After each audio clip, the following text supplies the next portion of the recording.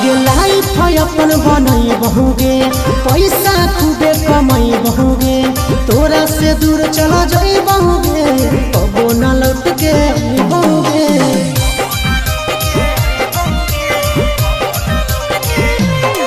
आगे लाइफ अपन बनई बहुगे, पैसा खूबे कमाई बहुगे, तोरा से दूर चला जाई बहुगे, कबो न लौट के बहुगे।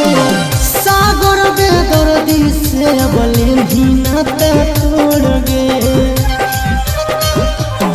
यही अखिया में लोर गे, अब नहीं तो तोड़ गे, जहियो छोड़ी कमाए लगे लोर गे, देही अखिया में लोर गे, अब नहीं तो तोड़ गे, जहियो छोड़ी कमाए लगे लोर गे।